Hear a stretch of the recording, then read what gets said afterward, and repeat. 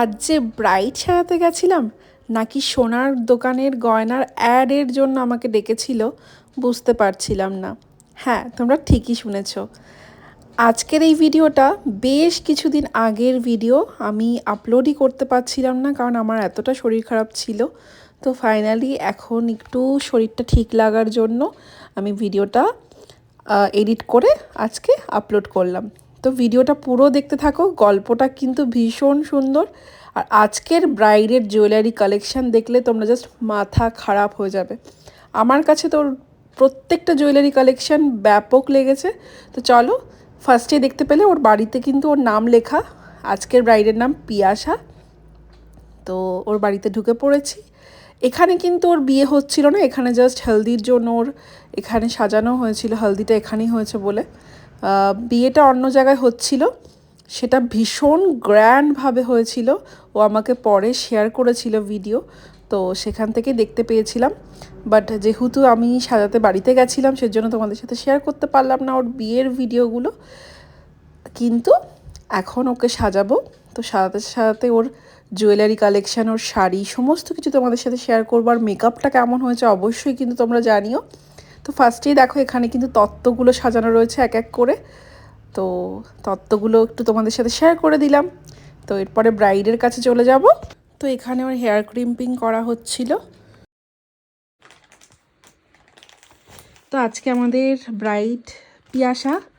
তো তুমি কেমন কি লুক চাও বলো? আমি একটু একটু সাটেল লুক চাই, সফটের মধ্যে। লিপটা একটু ডার্ক হবে, বেসটা একটু স্যাটেল হবে, আর আইটা তুমি তোমার মতো করে দিও। ওকে, চলো তাহলে দেখা যাক কেমন কি হয় লুকটা। তো এখানে আমার ব্রাইডের এয়ার ব্রাশ মেকআপ বুকিং ছিল। আমি এখানে ব্লাশারটাও কিন্তু এয়ার ব্রাশ গানের সাহায্যে অ্যাপ্লাই করছিলাম।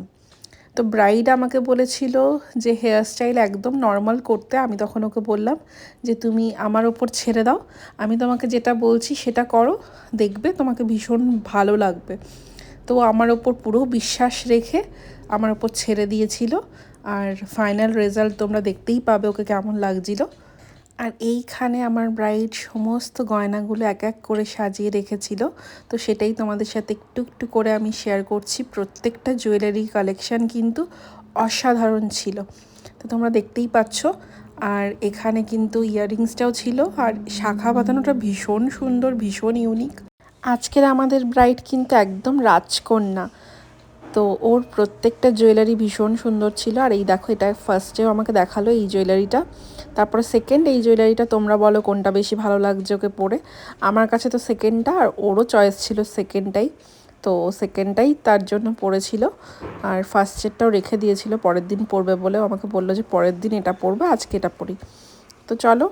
তো এখানে হাতের জুয়েলারিও ও পরে নিয়েছে, পলাটা পরতে পারেনি, জায়গা হচ্ছিল না বলে। আর এই দিন ছিল প্রচুর প্রচুর বিয়ে। তো আমাকে অনেকেই এই দিন বুকিং করে পায়নি, মানে দিল্লি থেকেও আমার কাছে বুকিংয়ের জন্য কল এসেছিল। প্লাস আমার বেথুয়ারা অরিতার কি আমার গ্রামের বাড়ির ওখানে আমার কিছু স্টুডেন্টেরও বিয়ে ছিল। কিন্তু আমি এই ব্রাইড আমাকে 1 বছরেরও বেশি আগে থেকে বুকিং করে রেখেছিল বলে আমি কিন্তু অন্য কাউকে সারাতে পারিনি। মানে এমন ইনসিডেন্ট হয়েছে, তোমাদের সাথে শেয়ার করি। আমার এক স্টুডেন্ট আমার বাড়িতে চলে এসেছিল ওর মা বাবাকে নিয়ে বুকিং করার জন্য। ও আমাকে ফোনে বলেনি ওর বিয়ের ডেটটা কবে, আমাকে ডিরেক্ট ফোন করে বলছে দিদি তুমি বাড়িতে আছো, আমি আসি, আমি তোমার সাথে কথা বলবো সামনাসামনি। আচ্ছা, এসে তারপরে যখন ও আমাকে বললো ডেটটা, তখন আমার তো ওকে যখন আমি বললাম যে আমার হবে না, তখন ওর এত মন খারাপ ছিল, আমার এত খারাপ লেগেছে যে মেয়েটা এত আশা নিয়ে এলো, বাট আমি ওকে সারাতে পারলাম না। কিন্তু কিছু করার নেই, আমাদের এমনই একটা প্রফেশন, আমাদের কমিটমেন্ট যদি একবার কাউকে করা হয়ে যায়, তো সেক্ষেত্রে কিন্তু যত মানে যাই হয়ে যাক না কেন আমাদের সেই কমিটমেন্ট রাখতে হয়। তো সেটাই আমি চেষ্টা করি সব সময়। তো এখানে দেখো ওর প্রত্যেকটা জুয়েলারি কিন্তু সুন্দর করে সেট করা হচ্ছিল। যদিও ওর অনেক জুয়েলারি ওকে পরতে পারেনি, হাতে আর জায়গা হয়নি বলে পরেনি। তো এখানে এই নেকলেসটা আমার ভীষণ ভালো লেগেছে, জানি না ভিডিওতে কতটা বোঝা যাচ্ছে, বাট সামনাসামনি ভীষণ সুন্দর। সব থেকে ইউনিক আমার এই টিকলিটা লেগেছিল, এত সুন্দর ডিজাইনটা, যেন মনে হচ্ছে ওর জন্যই সত্যি এটা বানানো হয়েছে। ভীষণ সুন্দর লাগছিল ওকে, টিকলিটা পরানোর পর শুধু দেখবে জুয়েলারি পরলেই কিন্তু হয় না, প্রত্যেকটা জিনিসের সাথে প্রত্যেকটা জুয়েলারি যদি ম্যাচ না করে একদম ভালো লাগে না।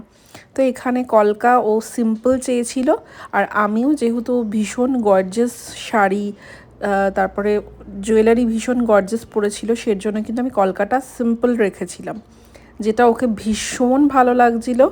তো ও আমাকে বলেই দিয়েছিল, দিদি আই মেকআপটা তুমি তোমার মতন করে করো, কিন্তু আমি একদম ডার্ক কালার পছন্দ করি না। তো আমি সেটা মাথায় রেখে আমি ওর আই মেকআপটা করেছিলাম। ও মানে নিজের চয়েসগুলো আমাকে বলে দিয়েছিল, আর একদম আমি আমার মতন করে ওকে সাজিয়ে দিয়েছিলাম। তো প্রত্যেকটা ক্লায়েন্টকে আমি সেরকমই চেষ্টা করি, ক্লায়েন্টের চয়েস মাথায় রেখেই কিন্তু আমি কাজ করে থাকি। ক্লায়েন্ট যেরকম চাইবে সেরকমভাবেই কিন্তু আমরা কাজ করি। তো এখানে দেখো ওর মেকআপটা প্রায় শেষের দিকে, এখানে লিপস্টিকটা অ্যাপ্লাই করছিলাম। তো লিপস্টিকটাও কিন্তু আমি দুটো কালার মিক্স করে দিয়েছিলাম, আর এখানে ব্লাশারও দিচ্ছিলাম। এই ব্লাশারটা আমার ভীষণ ফেভারিট। তো এখানেও বলছিল যে 1 বছর আগে মেকআপ আর্টিস্ট বুক করা আমার সার্থক হয়েছে। ওর এত পছন্দ হয়েছিল, সত্যি ওকে এত মিষ্টি লাগছিল না, আমি জানি না ফোনে কতটা বোঝাতে পারছি, বাট ওকে মানে সামনাসামনি যারা দেখেছে প্রত্যেকে প্রশংসা করেছে। ওর বাড়ির প্রত্যেকটা মানুষ প্রশংসা করেছে, ওর বান্ধবীরা ভীষণ প্রশংসা করেছে। আর এখানে দেখেছো তো হাইলাইটারটা ভীষণ ভালো, জাস্ট দেওয়ার পরেই চেঞ্জ হয়ে গেল ওর ফেসের মেকআপটা। তো দেখতেই পাচ্ছ আমি প্রত্যেকটা প্রোডাক্ট ভীষণ এক্সক্লুসিভ ইউজ করে থাকি, যার জন্য কিন্তু ফিনিশিংটাও দেখতেই পাচ্ছ তোমরা কেমন হয়েছে। তোমরা আশা করি এখানে কোনো রকম কোনো ভিডিও কিন্তু এডিট করা নেই, তোমরা আশা করি দেখে বুঝতেই পারছো। আর সত্যি কথা বলতে গেলে আমি মেকআপ এমনভাবেই করে থাকি যে আমাকে কোনো এডিট করার প্রয়োজনই পড়ে না। যত প্রবলেমেটিক স্কিনই হোক না কেন, আমি মেকআপটার ফিনিশিং এমনভাবে দেওয়ার চেষ্টা করি যাতে মানে স্কিনটা এত সুন্দরভাবে মেকআপটা বসে যাবে, মানে কোনো রকম কোনো এডিটের দরকারই পড়বে না। তো এখানে আমি ফিক্সার ইউজ করছিলাম। তো সবসময় ফিক্সার আমি আই মেকআপটা ঢেকেই করার চেষ্টা করি। তো এখানে ফিক্সার ইউজ করে নিয়েছি। তো ফাইনালি ব্রাইডের লুকটা তোমরা দেখে জানাও ওকে কেমন লাগছে। আমি সত্যি বলবো ওকে সামনাসামনি পুরো লক্ষ্মী প্রতিমা লাগছিল, এত সুন্দর লাগছিল ওকে।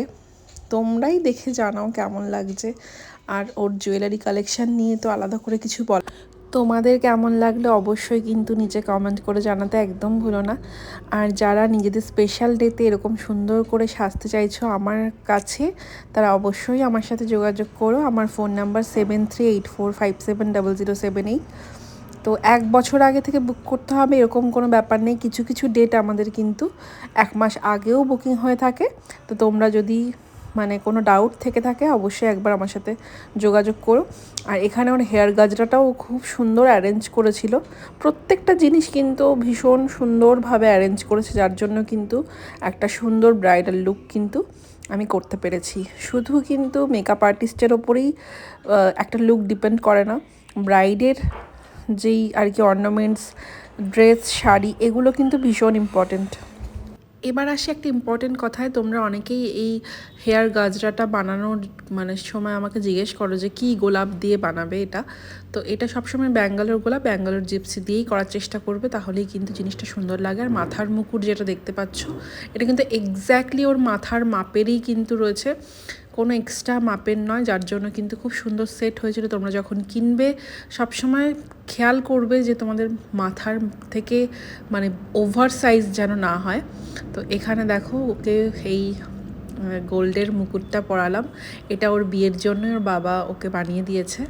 তো কেমন লাগলো তোমাদের এই রাজকন্যার লুকটি? ভালো লাগলে অবশ্যই লাইক, কমেন্ট, শেয়ার করো। আর আমার পেজটা ফলো করে দিও এরকম সুন্দর সুন্দর ভিডিও দেখার জন্য। Thank you so much.